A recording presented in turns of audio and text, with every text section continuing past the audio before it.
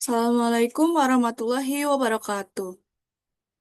Perkenalkan, nama saya Rahmawati Fauzia dengan NIM 2403015103 dari kelas 4B. Pada kesempatan ini, saya akan mempresentasikan tugas individu 1 After UTS dengan tema konektivitas database berbasis Python. Kita langsung saja mulai.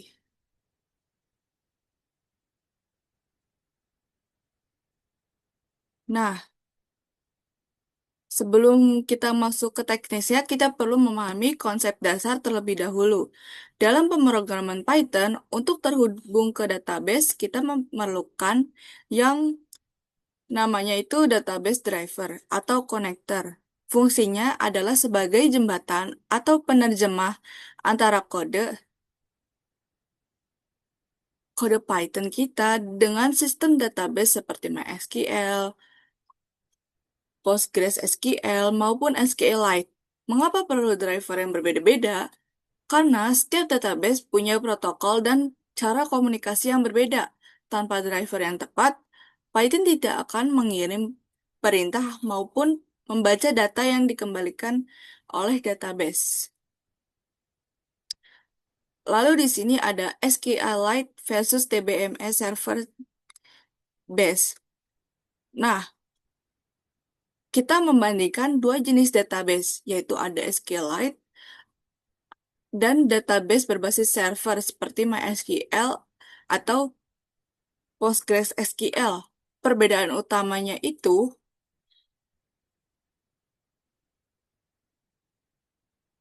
ada pada arsitekturnya. SQLite itu bersifat nevertheless. Tidak butuh server yang terpisah karena seluruh datanya tersimpan dalam satu file lokal di komputer kita. Karena kepraktisan ini, SQLite sangat cocok digunakan untuk pengembangan aplikasi mobile, aplikasi desktop sederhana, ataupun atau saat kita masih dalam tahap pembuatan prototipe. Sementara MySQL dan Postgres Postgres Postgres Pros- Postgres SQL lebih cocok untuk sistem yang berskala besar dan multi pengguna. Lalu di sini ada alur kerja eksekusi query. Nah, dalam kita lihat alur kerjanya saat kita ingin mengambil data dari database menggunakan Python, ada 4 langkah yang harus dilakukan secara berurutan. Langkah pertama itu ada inisialisasi koneksi. Tujuannya apa? Untuk membuka jalur komunikasi antara Python dan database. Yang kedua itu membuat kursor. Kursor itu objek khusus yang akan mengeksekusi perintah SQL. Yang ketiga itu ada eksekusi query dan fetching data. Di sini, saat kita mengirim perintah select dan menarik datanya ke dalam program. Keempat, ada penutup akses. Menutup kursor dan koneksi agar memori tidak boros dan data tetap aman. Lalu di sini ada peran dan fungsi kursor. Berbicara soal kursor, objek ini berperan sebagai kurir atau asisten pribadi kita di dalam database. Setelah koneksinya terbuka, kursor inilah yang bertugas mengantar perintah SQL dari Python ke database, menjalankannya, lalu menampung sementara baris-baris data hasil pencarian agar bisa kita baca satu persatu dalam program. Singkatnya, tanpa kursor, kita tidak bisa berinteraksi sama sekali dengan isi database di dalamnya. Lalu di sini ada fetch-call versus fetch-con. Nah, setelah query dieksekusi, kita perlu mengambil datanya. Di sini kita mengenal dua metode, ada fetch-con dan fetch-call. Fetcon ini hanya mengambil satu baris data paling atas hasil query, sedangkan fetcall itu mengambil semua baris sekaligus. Jadi, kapan kita harus berhati-hati? Jawabannya itu hindari fetcall. pada tabel yang berisi jutaan data. Mengambil semua data sekaligus akan memaksa komputer menghabiskan memori RAM yang sangat besar, yang berpotensi membuat aplikasi menjadi lambat bahkan crash. Di sini ada SQL injection dan parameterized query queries. Nah, jika kita menghubungkan eh, input pengguna langsung ke dalam perintah SQL menggunakan vstring, kita membuka celah keamanan yang disebut SQL injection. Penyerang bisa memasukkan kode SQL palsu yang bisa memungkinkan mereka masuk tanpa password, bahkan merusak data kita.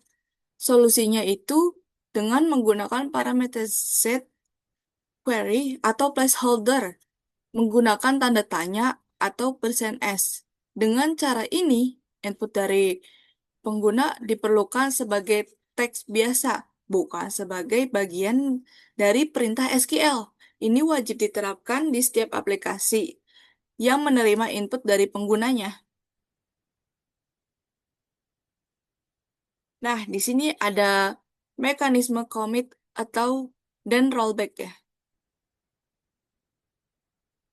Nah, saat kita melakukan perubahan data seperti menambahkan atau menghapus, kita wajib memanggil commit agar perubahan tersebut tersimpan secara permanen. Jika lupa, semua perubahan akan hangus saat program ditutup. Sebaliknya, rollback itu berfungsi sebagai tombol undo darurat. Jika terjadi error di tengah proses, rollback itu akan membatalkan semua perubahan yang sudah terlanjur dilakukan dan mengembalikan database ke kondisi yang lebih aman. Nah, di sini ada konteks manager atau keyword with. Ada cara yang lebih elegan untuk eh, mengelola koneksi database, yaitu menggunakan konteks manager dengan keyword with. Keuntungan utamanya itu ada Python akan secara otomatis menutup koneksi dan kursor, baik secara proses berjalan normal maupun ketika error di tengah jalan. Kita tidak perlu lagi khawatir lupa menulis kode penutup secara manual. Kode pun menjadi jauh lebih bersih dan mudah dibaca. Ada konsep ORM. ORM itu yaitu Object Relational Mapping. ORM itu adalah teknik yang mengubah tabel-tabel di dalam database menjadi objek atau kelas di dalam Python. Dengan ORM, developer tidak perlu lagi menulis perintah SQL mentah yang panjang dan kompleks. Cukup berinteraksi menggunakan gaya Python biasa, membuat objek baru, memanggil metode, atau mengubah properti di dalam kelas. Ini membuat pengembangan aplikasi menjadi jauh lebih cepat. Kodenya lebih mudah dipelihara. Di sini ada error handling. Nah, pembahasan ini menangani error atau error handling.